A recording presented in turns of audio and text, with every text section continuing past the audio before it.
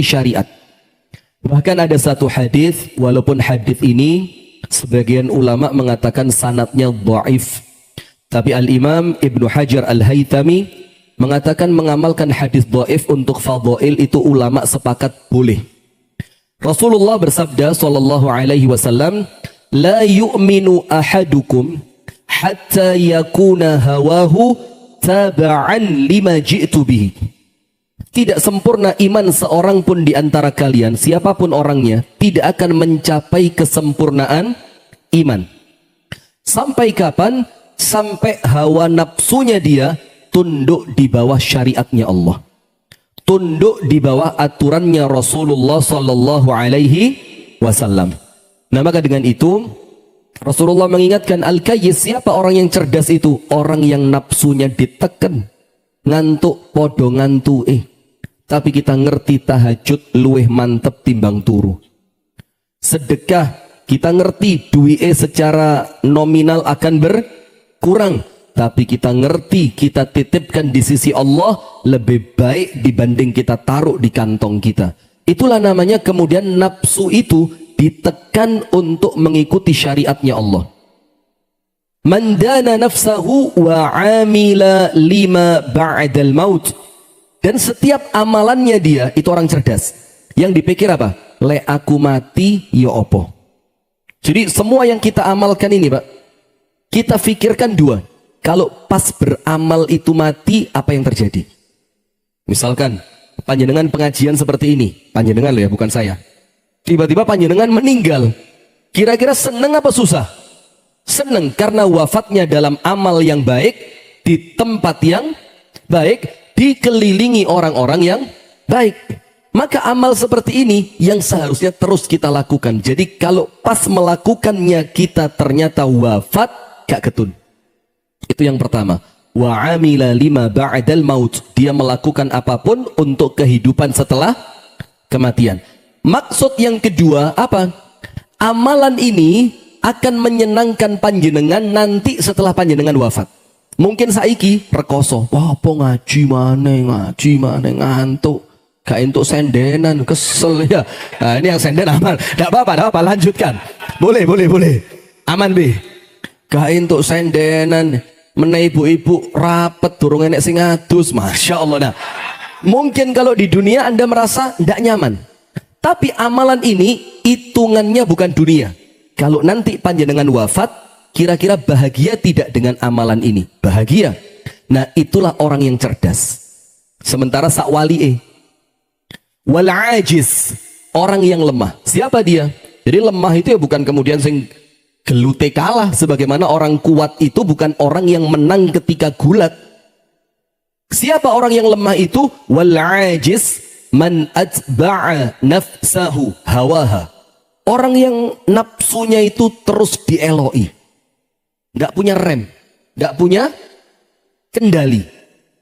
Tapi lucunya orang ini, wa tamanna 'ala Allahil amani, dia tinggi angan-angan tentang Allah, berharap diampuni sama Allah, berharap wafatnya husnul khotimah, berharap nanti dapat nikmat kubur dan kuburannya menjadi taman di antara taman surga, berharap nanti bangkit di hari kiamat tanpa hisab langsung masuk ya neraka lagi.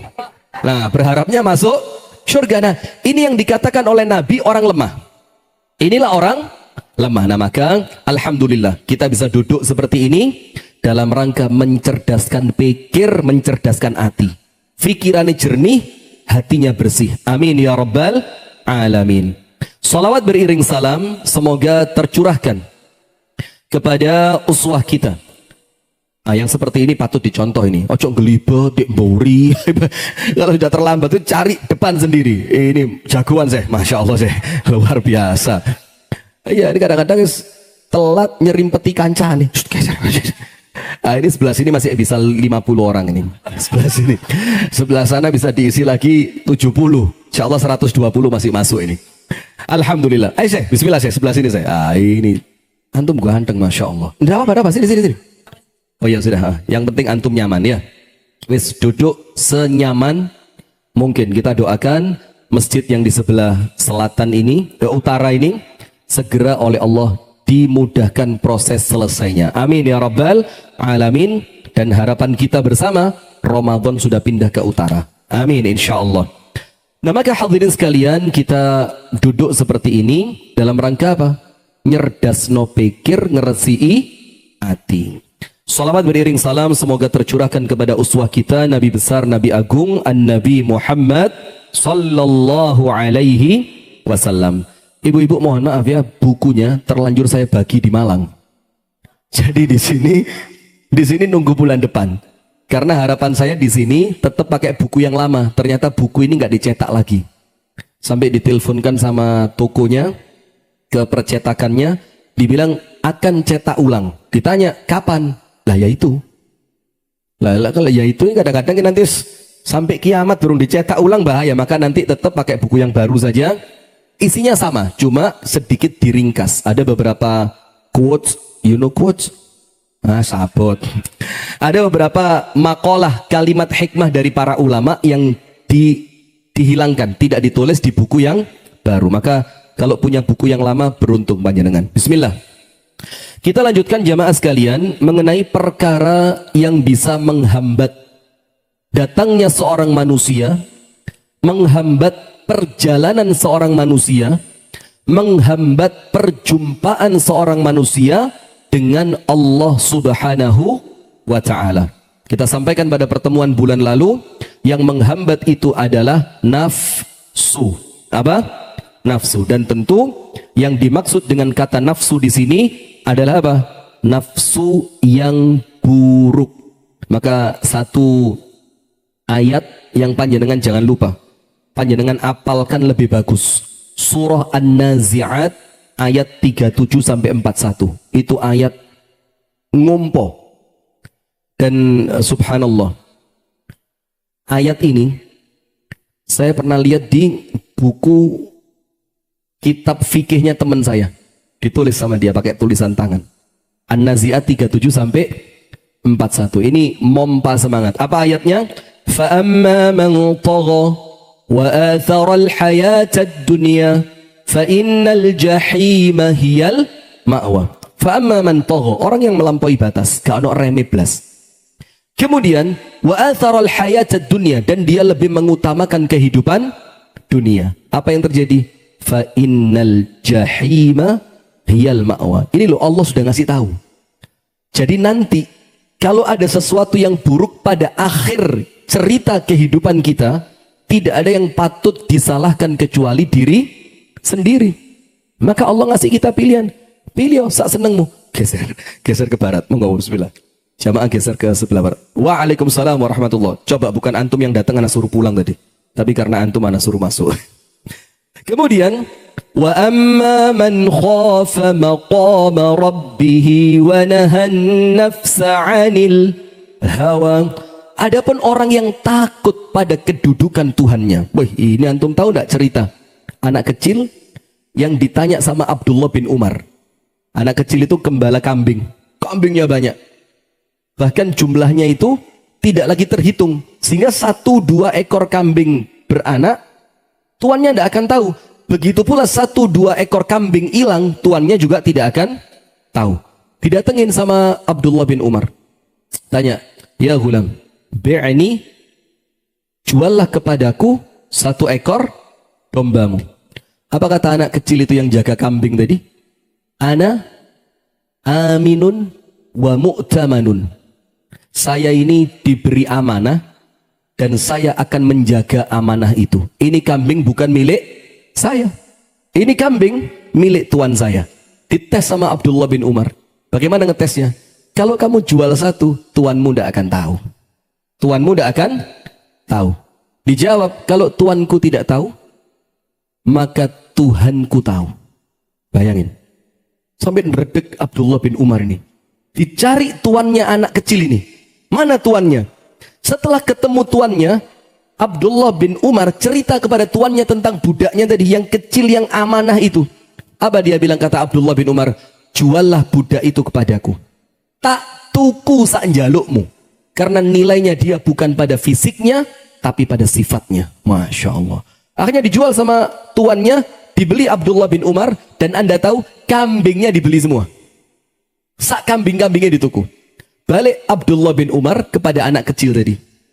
Anta hurrun liwajhillah. Kamu sekarang bebas dari perbudakan. Dan semua kambing ini telah aku beli dari tuanmu dan menjadi milikmu. Terus Abdullah bin Umar ngangkat wajahnya ke atas. Apa kata Abdullah bin Umar?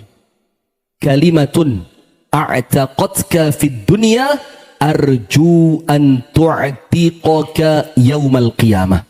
Satu kalimat yang kamu ucapkan tadi itu menjadikan kamu dibebaskan di dunia. Dan aku berharap kepada Allah kalimat itu nanti yang akan membebaskanmu di hadapan Allah. Masya Allah. Coba lihat. Wa amma man khafa maqama rabbih. Orang yang takut dengan kedudukan siapa? Allah. Nabi Yusuf tidak berani. Kemudian para ulama-ulama di zaman dahulu, mereka merasa diawasi senantiasa oleh Allah. Ada seorang anak perempuan sama ibunya disuruh nyampur susu dengan air. Dia bilang kalau Umar tidak tahu maka Tuhannya Umar tahu. Turun keturunannya bernama Umar bin Abdul Aziz. Masya Allah, luar biasa kisah-kisah yang semacam ini. Wa amma man khafa maqama rabbih wa nahan nafsa 'anil hawa. Dan dia ngempet, ditahan hawa nafsunya. Jangan dikira enteng, ya abot. Karena ganjarannya apa? Fa innal jannata hiyal ma'wa. Jaminannya surga. Nah sekarang yang kita bahas di pagi hari ini nafsu yang kedua, yaitu nafsun mutma'innah, jiwa yang tenang. Jadi nafsu itu akan senantiasa mengantarkan orang tersebut untuk apa? Untuk semakin mendekat kepada Allah. Jadi dorongan jiwanya itu mengajak dia untuk ngaji. Dorongan jiwanya mengajak dia untuk sholat tahajud. Dan panjenengan jangan kaget. Ada satu kisah di zaman tabi'in. Seorang laki-laki barusan pulang perang. Yang diceritakan dalam kisah itu, dia sudah pergi meninggalkan istrinya lebih dari setahun. Ketika dia pulang, istrinya dandan cantik luar biasa. Berharap apa? Melayani suami. Ternyata kata suaminya, tunggu sejenak, biarkan aku sholat terlebih dahulu. Masuk suaminya ke ruang sholat. Ketika suaminya masuk ke ruang sholat, antum tahu? Tidak berhenti sholat kecuali terdengar adzan subuh. Istrinya buka pintu tempat ibadahnya suami. Dibilang apa? Kok ndak inget sama aku? Apa kata suaminya? Aku tadi sholat tahajud, pas baca ayat-ayat tentang surga, maka aku lupa semuanya. Coba kamu ingetin aku akan inget sama kamu. Subhanallah. Lihat, ada orang yang tahajud itu Pak, itu sampai menjadikan dia lupa kepada istrinya. Masya Allah. Kalau kita, wes kita ini kena kopi tok lali bojo. Masya Allah. Istri WA. Siapa Ustadz? Angkat. Salah sambung.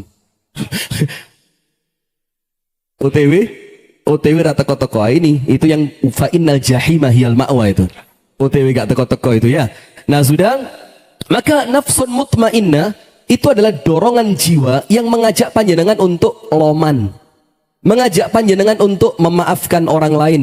Mengajak panjenengan untuk senantiasa taat kepada Allah. Mengajak panjenengan untuk meninggalkan kemaksiatan. Dan itu ada dalam diri manusia. Kenapa? Kullu mauludin yuladu alal fitrah.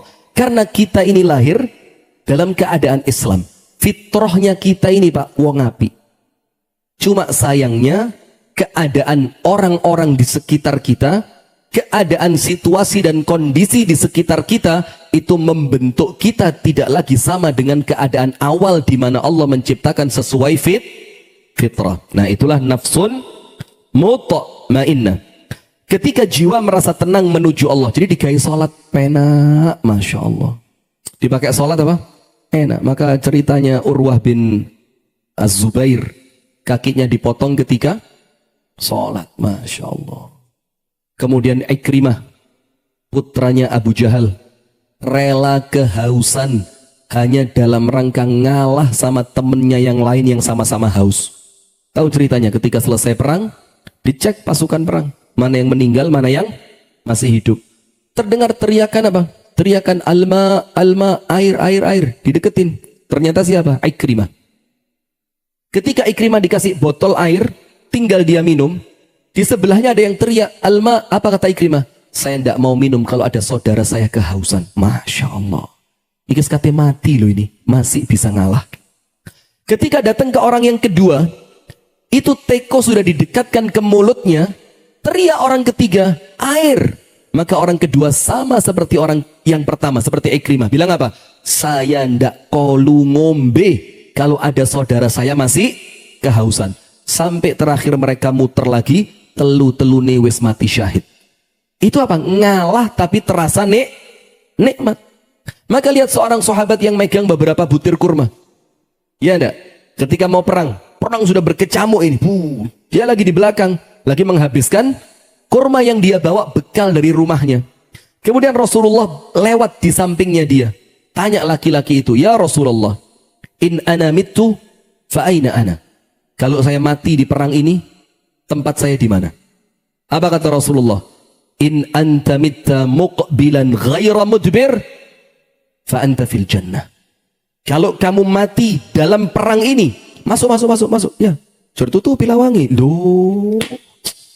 Astagfirullah. Masuk saya, enggak apa saya. Tak belani antum saya. Jadi kono ya. Sini, iya monggo saya. Bebas saya. Yang penting enak. Bismillah.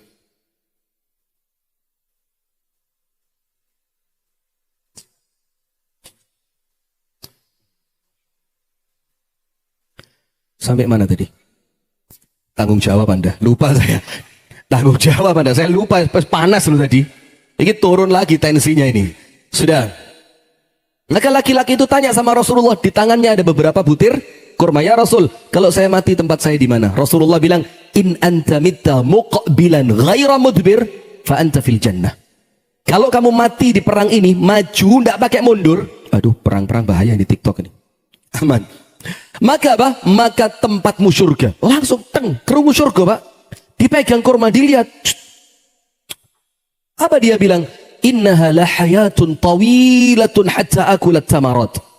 Kalau harus menunggu kurma ini habis saya makan, sampai saya bisa masuk surga, yo kesuwen, dicekel kurmanya di gua, peng, taruh samping. Langsung maju dia. Bayangin Pak, perang yang memungkinkan dia mati, tapi jiwanya mendorong dia untuk melakukan itu. Ini loh Pak, mutmainnah. Ingat saya sama antum ketemu di At-Taqwa Batu kita. Masya Allah. Sama istri? Alhamdulillah. Nah sudah, maka itulah yang dibilang nafsun mutmainnah, jiwa yang mendorong orang ketika digai ibadah itu enak banget. Panjenengan tentu pernah merasakan kan, sholat sampai berbes mili itu, pernah terasa ada? Itu nikmatnya Masya Allah. Ngaji sampai kemudian berbes mili, nikmatnya luar biasa. Wiritan, zikir, tidak ada orang, malam-malam sepi, Anda zikir, istighfar, Rabbana zalamna anfusana wa illam taghfir lana wa tarhamna lanakunanna minal khasir, sampai nangis. Itu Masya Allah, itu namanya nafsun mutmainnah. Kemudian ketika jiwa merasa tenang menuju Allah, tenang dengan menyebut nama Allah,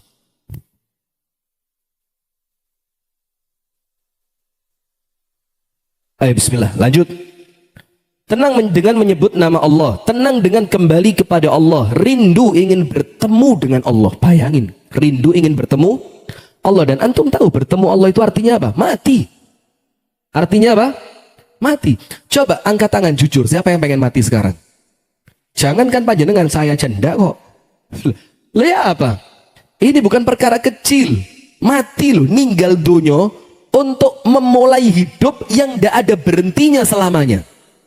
Itu maka panjenengan bayangin kalau ada orang meninggal, itu panjenengan pikir bagaimana? Begini, ini orang selesai waktu dia untuk cari bekal. Jadi kalau ada orang meninggal, wes dilebok nih bro, apa di liang lahatnya, itu Anda bayangkan ini orang selesai habis kesempatannya dia untuk mencari bekal. Sekarang waktunya dia berangkat sehingga iso mulih maneh. Kalau itu posisi kita, cukup atau belum bekal kita? Nah, itu yang bikin kita tidak berani mati. Sementara orang yang punya nafsun mutmainnah, mereka itu rela mati untuk Allah karena mereka yakin mati luwe penak tinimbang urip. Antum di dunia lupa, ya Allah disentai bojo, ay, masya Allah. Ikis kate pinter didik bodoh lagi, kate pinter didik bodoh lagi. Kenapa? Disentak bojo terus. Masya Allah. Itu akeh kancane ya kita sama Pak, masya Allah lah ya apa. Sudahlah, wes podo-podo lanangi. Kita ini bukan tidak berani, menghargai. Iya, bukan tidak berani tapi apa? Menghargai. Dan bahagia berada di dekat Allah. Jadi bahagia di dekat Allah itu bagaimana?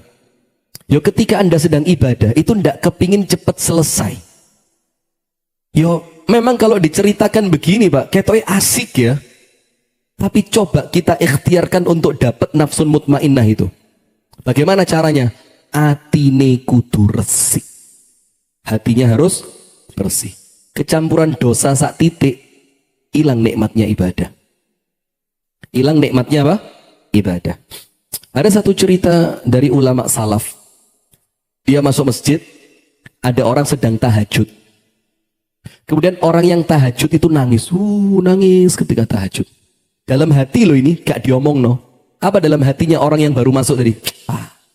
Cek ketok lek, khusyuk. Solatnya dicampuri, nangis. Antum tahu setelah itu apa kata seorang ulama ini? Saya kalau tidak salah Imam Al-Hasan Al-Basri. Apa kata dia?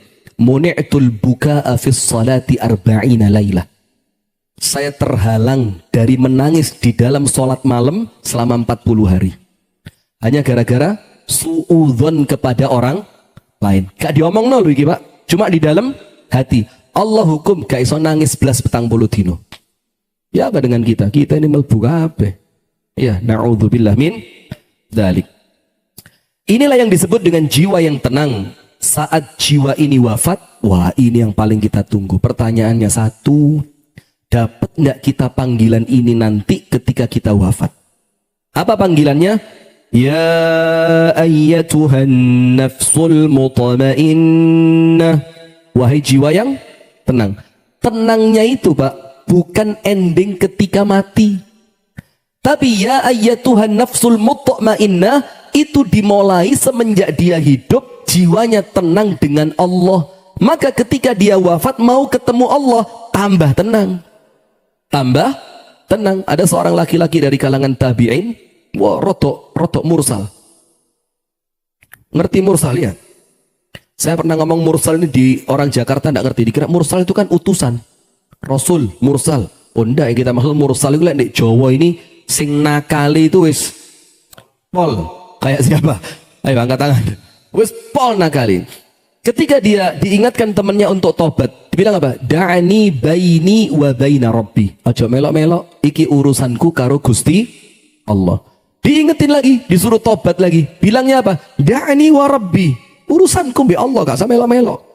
Sampai teman-teman di sekitarnya itu menghindar semua dari dia, tidak senang sama orang ini karena dianggap apa? Atine atos, tidak bisa diberi nasihat. Subhanallah, ketika dia mau wafat, sakit yang kelihatannya bakal mengantarkan dia pada kematian, dikunjungi teman yang biasa menasehati tapi gak tahu digatek nih tadi. Kata temannya apa? Ba'da qalilin taltaqi rabbak. Sebentar lagi kamu ketemu Allah. Temennya kadang judek ini. Diwedeni mek konco nih. Kamu tak ingatkan di dunia tak suruh tobat gak gelem. Ngomong jarno urusanku karo Gusti Allah. Sekarang kamu mau mati? Ba'da qalilin taltaqi rabbak. Dilungkas ketemu Allah. Diamuk kamu sama Allah. Terus orang yang mau mati ini tanya sama temennya itu. Dia tanya begini, ada ndak yang lebih rahman dan rahim dibanding Allah? Teman yang mengunjungi tadi, yang jenguk tadi bilang apa? Ndak ada yang lebih rahman, lebih rahim dibanding Allah. Karena Allah itu arhamur rahimin. Maka yang mau mati bilang apa? Karuan ketemu Allah timbang ketemu sampean. Saya milih ketemu Allah yang paling penyayang daripada saya ketemu kamu sing kasar gak karuan kayak gini iki. Masya Allah.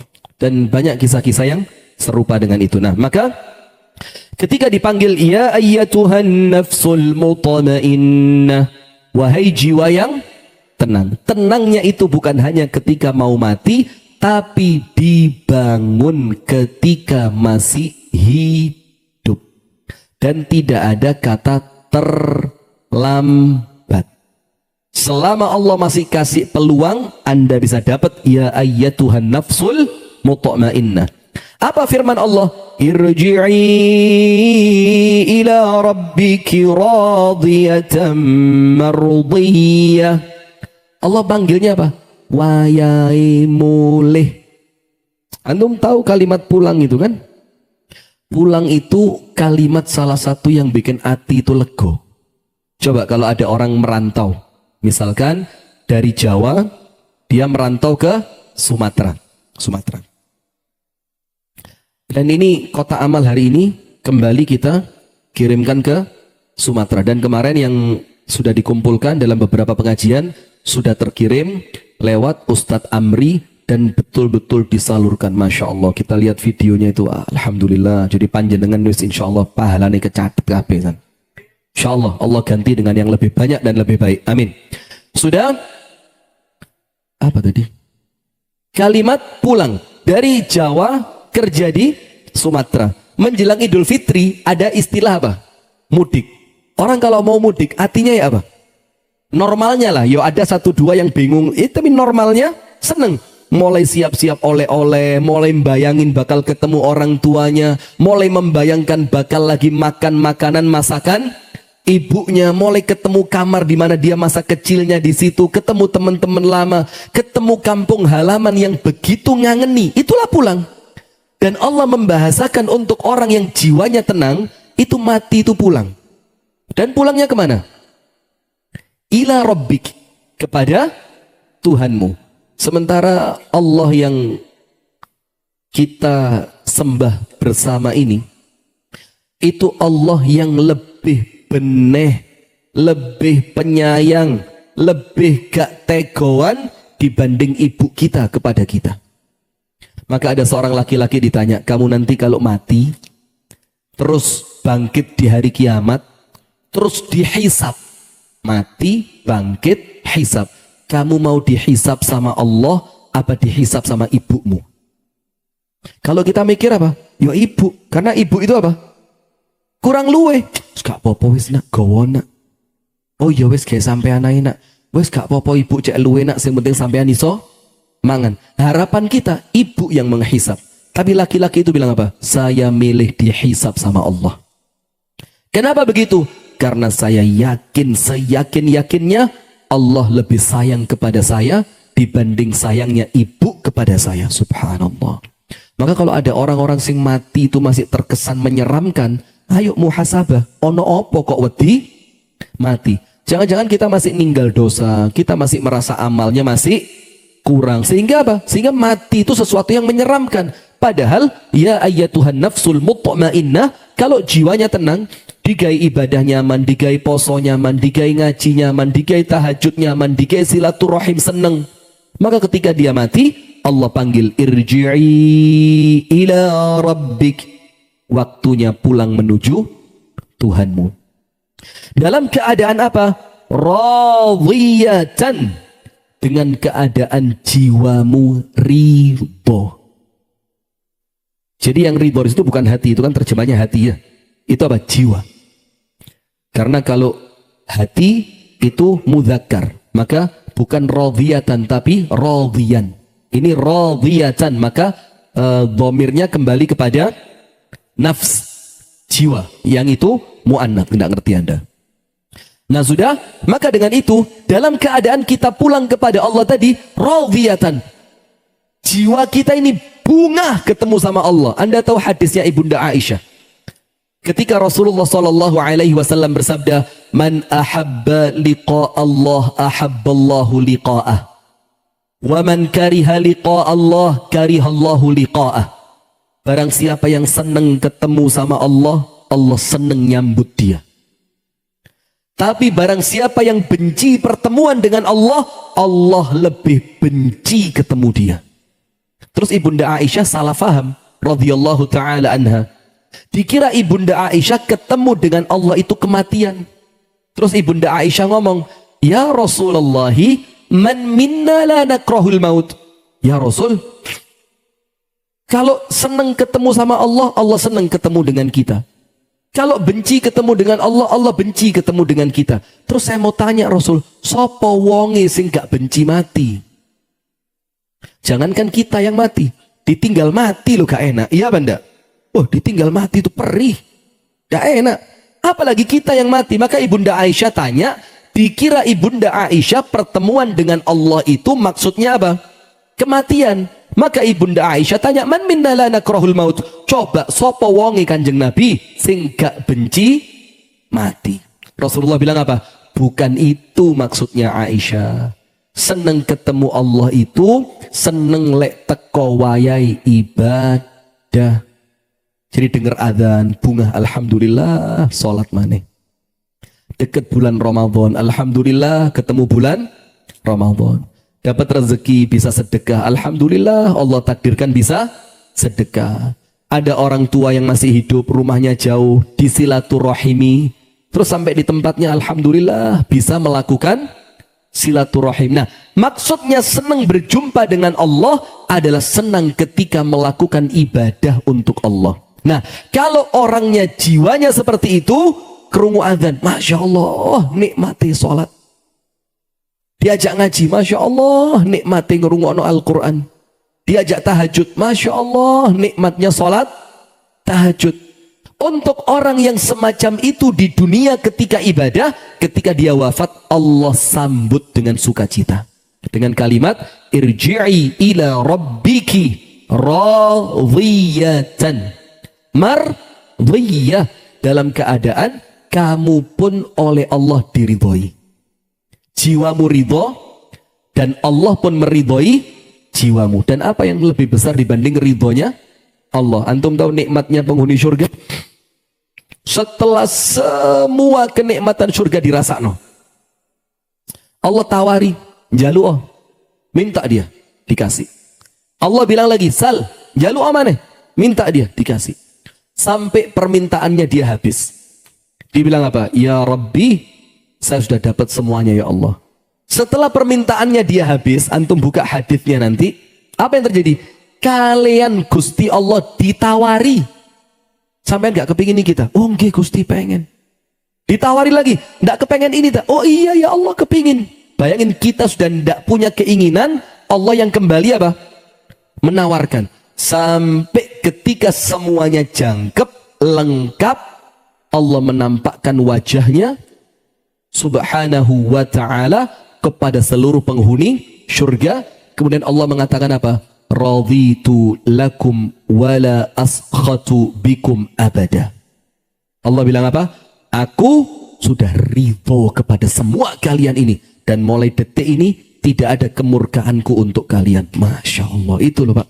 Maka ibadah itu ya kudu dipekso sampai ketemu klik kroso nikmati. Nggih napa nggih? Nah, maka nanti insya Allah terawih malam ya. Terawih malam insya Allah cek kroso penak. Ya ayyatuhan nafsul mutmainnah, irji'i ila rabbiki radiyatan mardiyah fadkhuli fi ibadi. Nah. Ya, Ustadz agak diolor. Siap. Jangan khawatir, jam 12 lanjut. Ustadz agak diolor. Lo kok podo? Berarti plus ketemu plus min. Berarti nggak jadi. Nah sudah. Maka begini jamaah. Ayatnya sebenarnya kalau di buku ini diputus sampai situ cukup.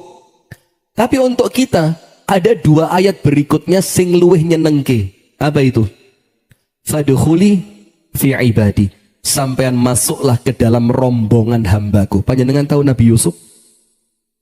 Nabi Yusuf itu di puncak-puncak pencapaiannya. Nabi Yusuf itu kan mulai kecil, dibuang, dijadikan budak, masuk ke dalam istana sebentar, tidak lama masuk penjara. Terus apa yang terjadi? Setelah dia masuk penjara, dan dalam sebuah riwayat sampai kisaran 40 tahun. Sampai kisaran berapa?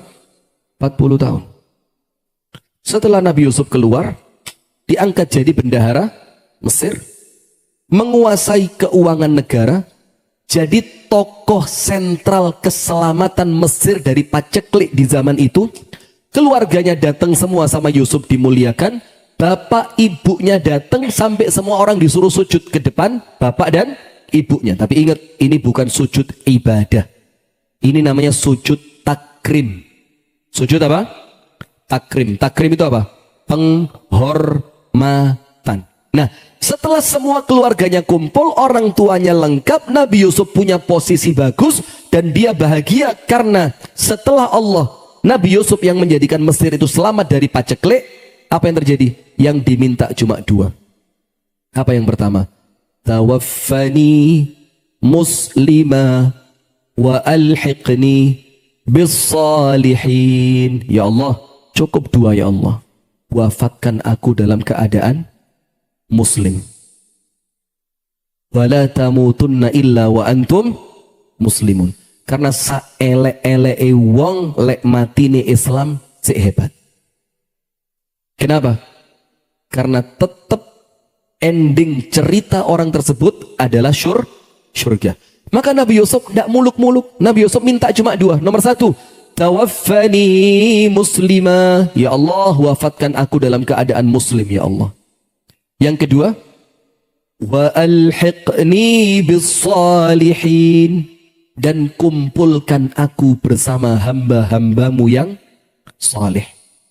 Padahal Nabi Yusuf itu di zamannya orang paling soleh, tapi masih merasa butuh supaya mendapatkan keselamatan, minta sama Allah agar dikumpulkan kelak bersama orang soleh. Nah, maka dalam ayat ini, fadkhuli fi ibadi, masuklah kalian ke dalam rombongan hamba-hambaku. Penutupnya, wadkhuli jannati, dan masuklah kalian ke dalam syurgaku. Itu ending pencapaian seorang muslim yang diridhai oleh Allah Subhanahu wa ta'ala. Abdullah ibnu Abbas menafsirkan mutma'innah ini menurut siapa? Abdullah ibnu Abbas radhiyallahu ta'ala anhuma. Dia mengatakan arti dari kata mutma'innah, ya ayyatuhan nafsul mutma'innah. Apa arti mutma'innah itu?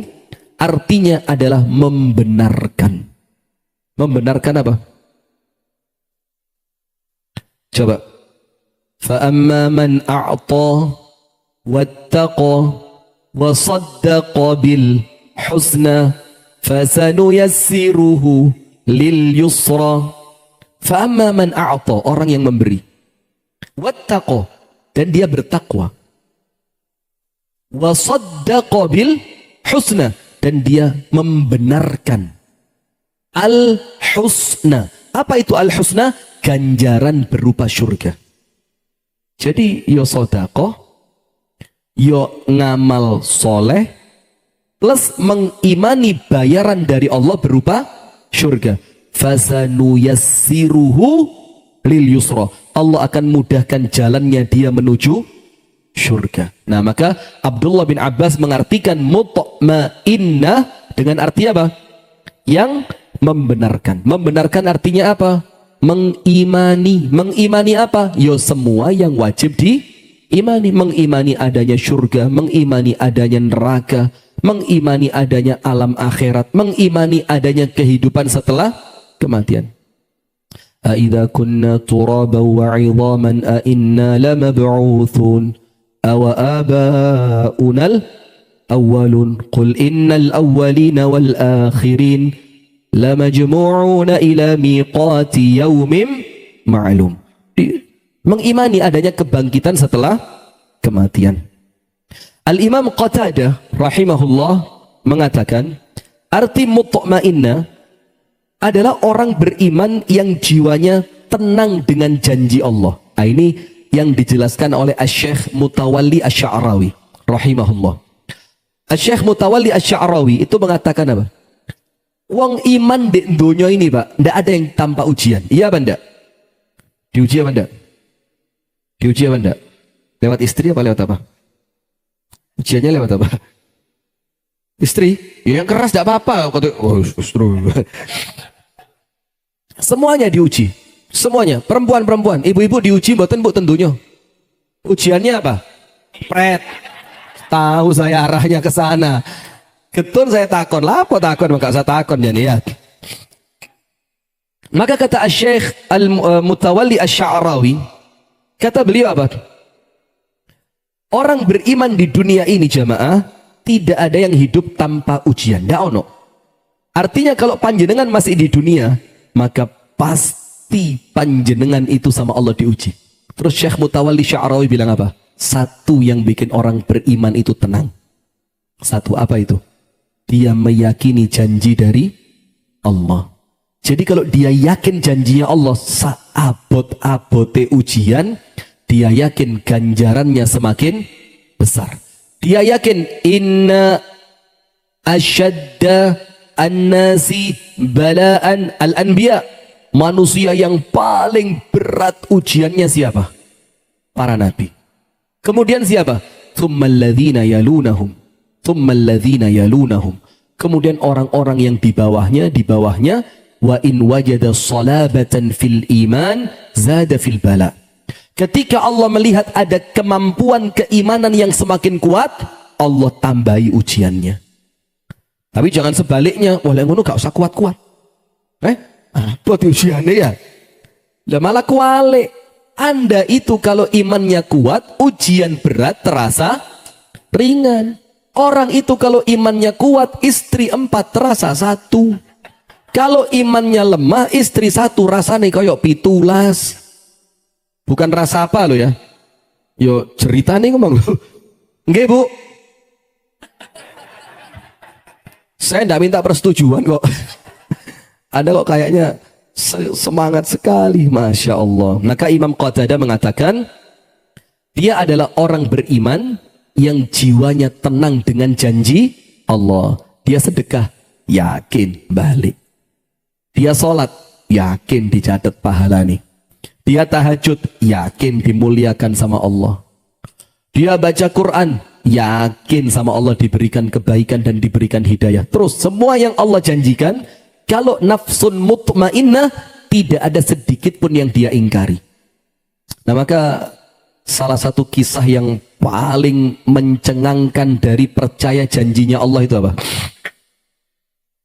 Ada kisah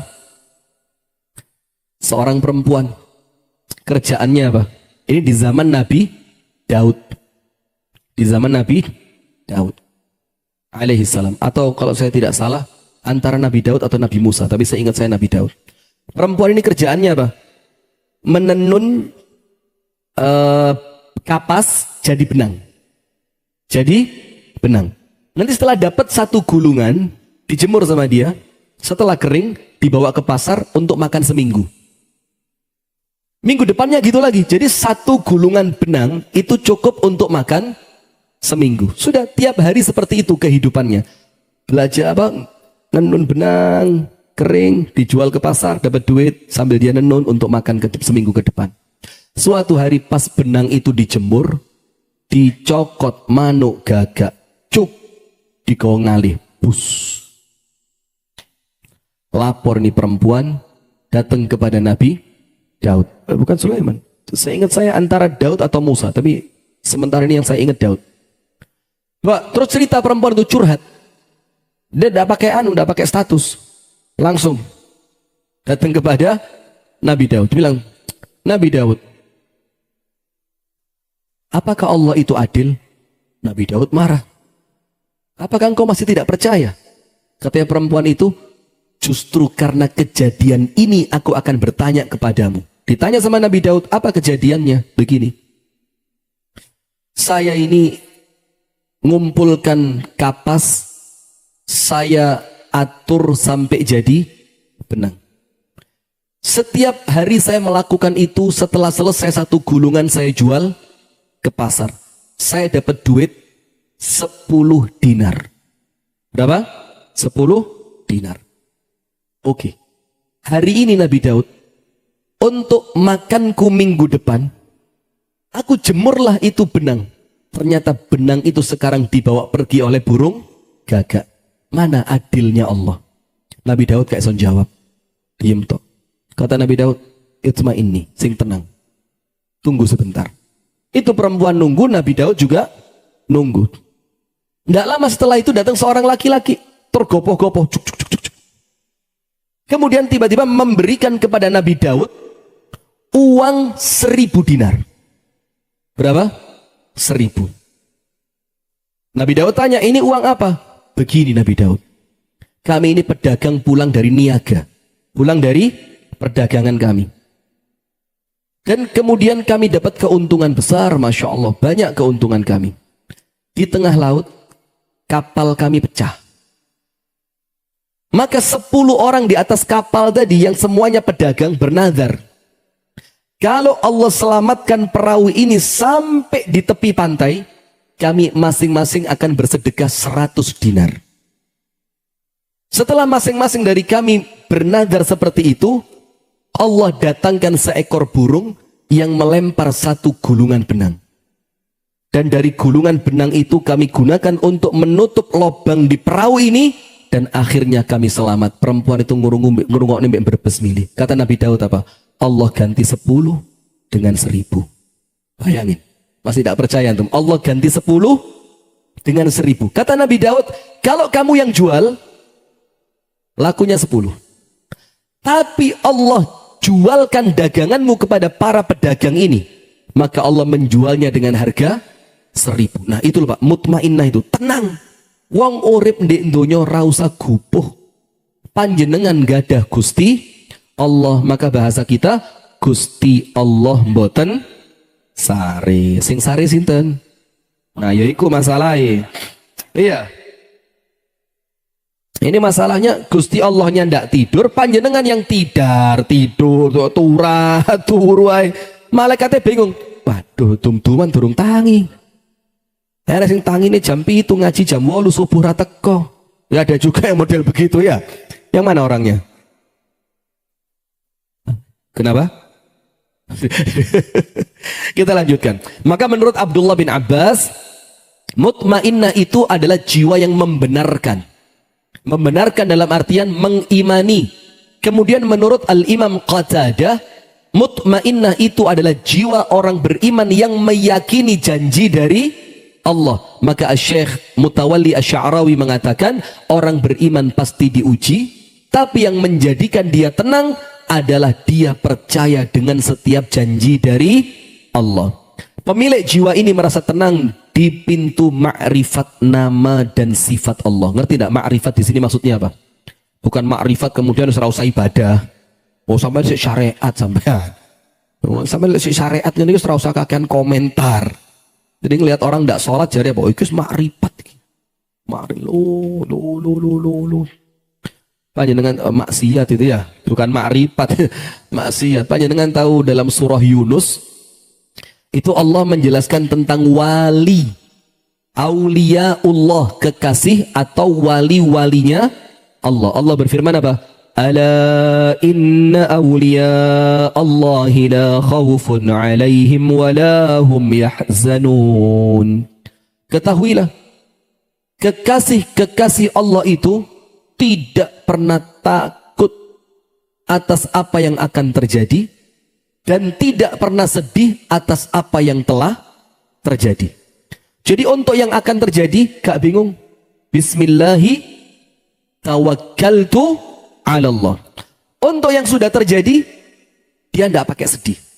Ala inna awliya Allahi la khawfun alaihim wa la hum yahzanun. Siapa mereka?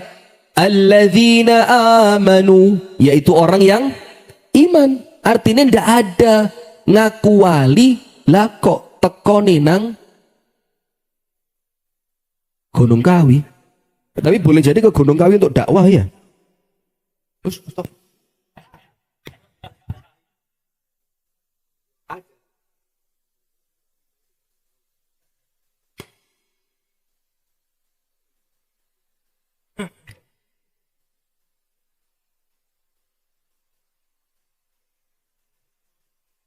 Sudah. Maka tidak ada ceritanya wali kemudian urusannya syirik. Tidak ada. Pokok ngelakoni sing syirik-syirik, masang iki, masang iku, syarat iki, syarat iku, amalan sing gak jelas iki, amalan gak jelas iku. Tidak ada. Wali itu alladzina amanu. Syarat pertamanya apa? Iman. Kalau iman berarti tidak campur tangan dalam perkara kesyirikan. Syarat kedua apa? Alladzina amanu wa kanu yattaqun. Dan dia termasuk orang yang bertakwa. Lah takwa itu apa, Pak? Salat, wudu, ngaji, resi, rapi, poso, wiritan, ndonga. Itulah takwa, menjalankan perintah dan menjauhi larangan. Lah sekarang kok panjenengan jadi bingung siapa itu wali, siapa itu bukan wali. Nyeleneh didik. Masya Allah. Wali santri biasa ini ya. Masya Allah. Wali murid, wali santri. Nah maka sampai Al-Imam Ibnul Qayyim itu mengatakan begini. Imam Ibnul Qayyim itu ngomong begini. Kalau kalian melihat rajul yamshi 'alal ma' wa yatiru fil hawa. Kalau kalian lihat seorang laki-laki melaku di dukuri banyu. Tidak tenggelam. Wa yatiru fil hawa, dan dia terbang di udara seperti saya. Saya kan sering terbang. Terakhir terbang terus bosen ngebor bumi. Masya Allah. Sampai kolom komentarnya bagus-bagus. Yang ngomong ini editan pasti haters. Masya Allah. Jadi pendukungnya banyak. Jadi lek gak percaya kalau itu kemampuan saya, hater itu. Gak usah direken hater-hater itu ya. Nah sudah lanjut. Nah maka kata Ibnul Qayyim, kalau kamu lihat laki-laki jalan di atas air, gak kedelep, dan kamu lihat dia terbang di udara, gak jatuh, jangan dulu mengatakan dia wali, sampai kamu lihat dua. Hatta tandura fihi ithnan, sampai kamu lihat dari orang itu dua perkara. Kata Ibnul Qayyim yang pertama, unzur fi imanihi. Lihatlah apa? Imannya. Wongin genah dak imani orang ini. Tahu ndak? Semedi ini sore wit ringin kasembon. Semedi ini sore wit ringin ngenteni kerutuan godong. Siapa yang pernah? Ada yang pernah? Sugih tenan ora? Lek sugih dielok ya. Jadi semedi atau macam-macam lah. Yang itu amalan yang mengarah pada perbuatan syirik. Kata Ibnul Qayyim, lihat dulu imannya. Yang kedua, wanzur fi ibadatihi. Lihatlah apa? Ibadahnya. Kalau orangnya istiqomah, Masya Allah. Dulu kami waktu di Ma'had Hidayatullah itu ada cerita.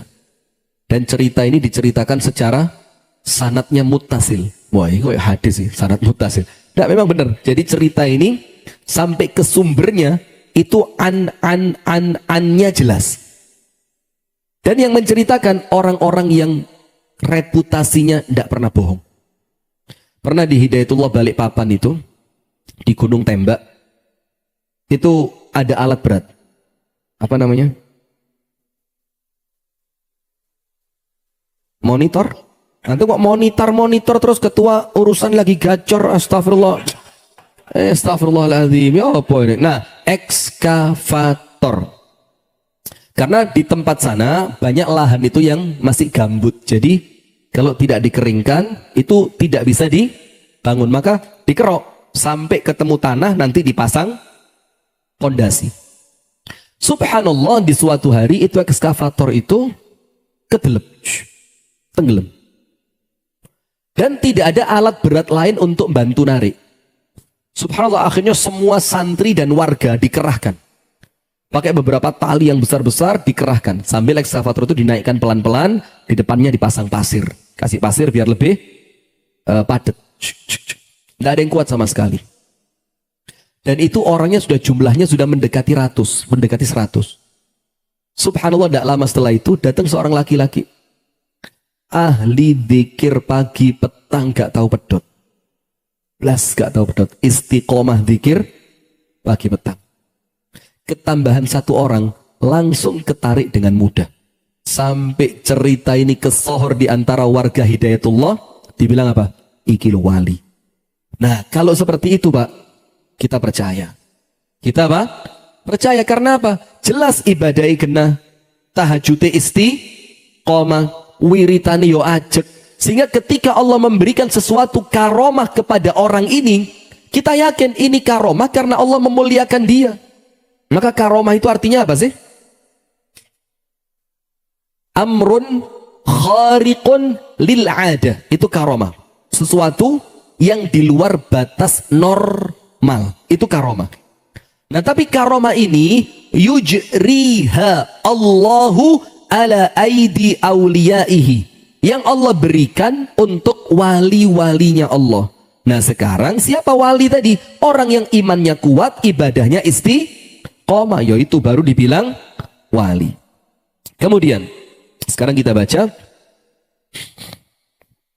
Itulah artinya ma'rifat. Jadi ma'rifat itu apa? Mengenal Allah dengan sepenuhnya. Maka ada 3 ilmu yang wajib dipelajari. Seorang muslim kalau tidak ngerti tidak dapat uzur. Karena hukumnya fardu ain. Nomor 1, ilmu ma'rifatullah. Mengenali siapa? Allah.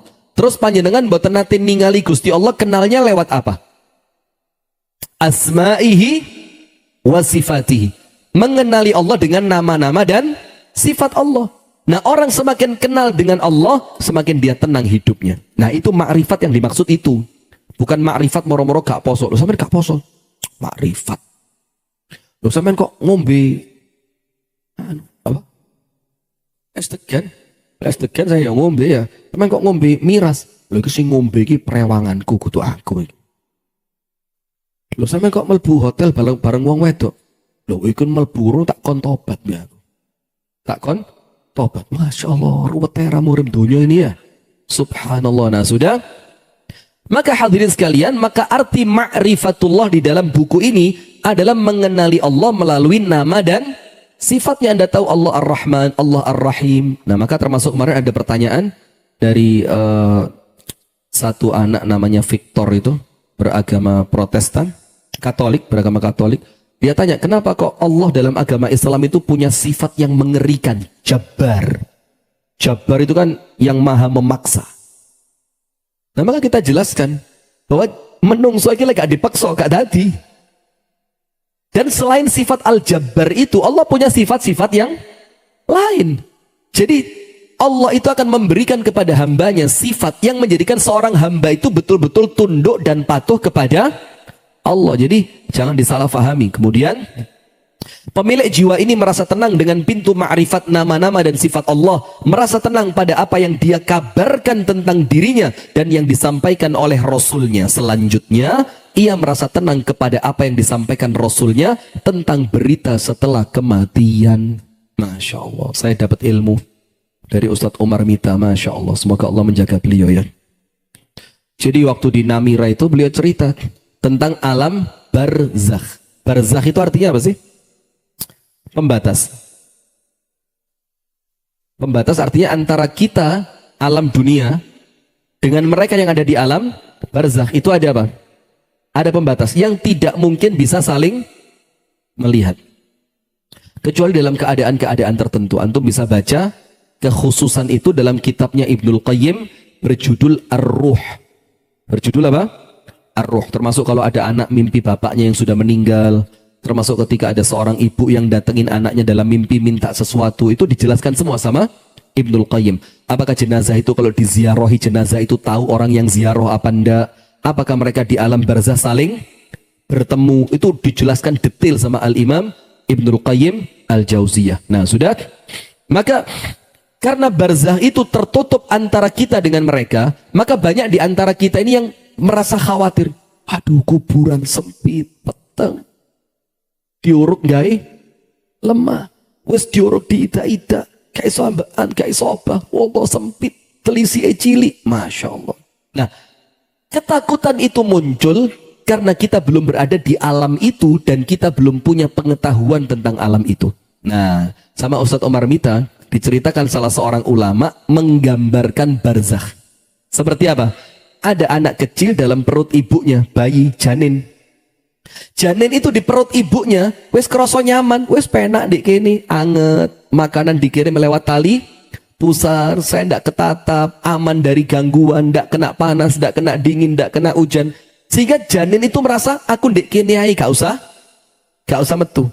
Sehingga ketika datang waktunya dia untuk keluar, dia menangis, dia ndak mau keluar, mau aku di kene ae. Karena pengetahuan dia terbatas dengan alam rahim ibunya, yang dia menganggap iki wis penak, iki wis cocok, aku ra gelem ngalih. Tapi oleh Allah dipaksa keluar, brul, nangis dia.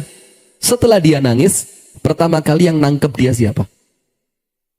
Bidan. Gini serius, gini suasana sudah terbangun lah, kok Anda ngerusak? Astagfirullahaladzim. Anda tolong fahamilah intonasi suara saya. Lek pas enak gini, yo dengerin dulu biar enak gitu loh. Lah kok bidan, astagfirullah. Loh yo memang, tapi kan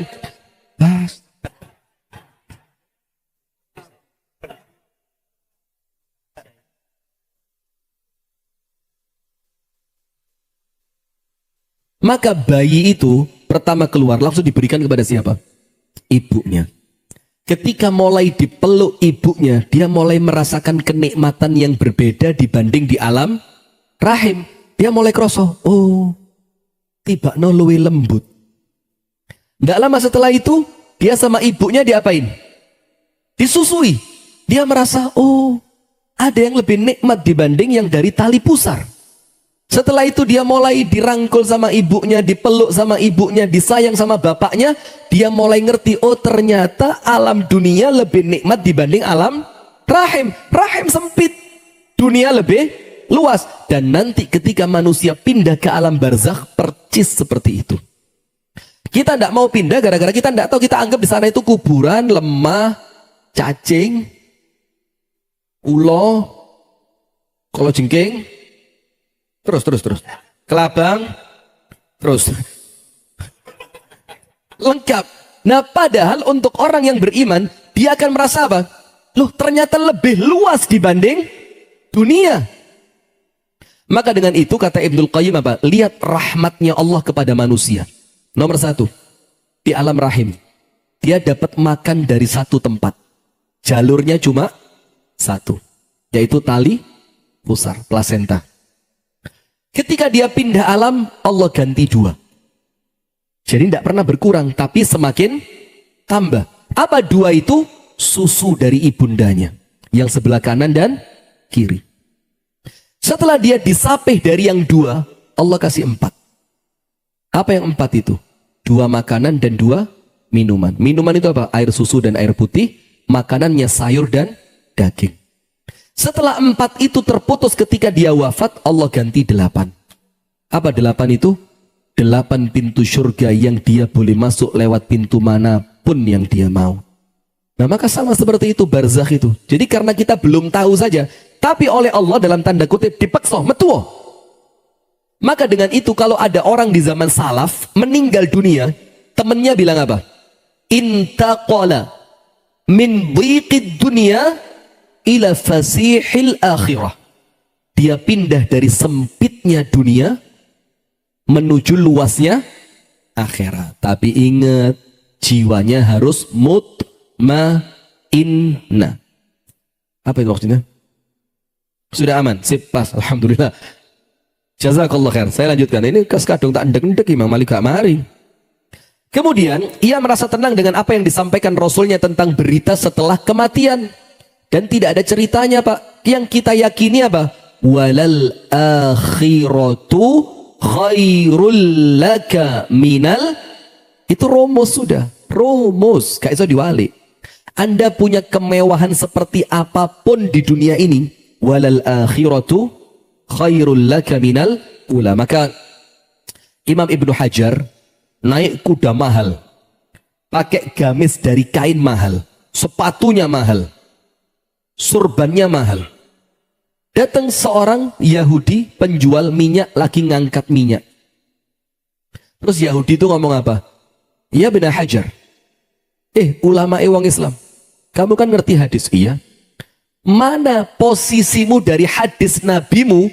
Dunia ini penjaranya orang beriman, dan surganya orang kafir. Loh, iki jaran api, kelambi api, sorban api, sepatu api, makanan lezat. Ini penjara apa ini kata orang Yahudi tadi? Loh, panjenengan ngomong katanya dunia ini penjaranya orang. Loh, terus katanya surganya orang kafir. Surga apa? Angkat-angkat lengo, blonyoan lengo kayak gini ke surga apa? Apa jawabannya Ibnu Hajar? Iya, ini baju mewah, baju mahal, kuda mewah, sepatu mahal, surban mahal, makanan lezat. Kalau dibandingkan dengan apa yang akan Allah berikan kelak di surga, yo ini kayak neraka. Sementara kamu angkat-angkat lengo, awake lunyu kabeh, kumus-kumus, iya, ambune gak enak. Dibandingkan neraka yang akan kamu rasakan nanti, yo iki surga. Akhirnya Yahudi itu mikir, waduh iya rek, timbang kene wis sorong kok tambah soro. Terus tak mlebu Islam aku sih. Akhirnya dia masuk Islam. Berita setelah kematian seperti apa? Alam barzakh dan kondisi kiamat dan lainnya. Selanjutnya, ia merasa tenang dengan takdir yang Allah tentukan kepadanya, sehingga ia berserah diri dan ridho kepada Allah. Itulah namanya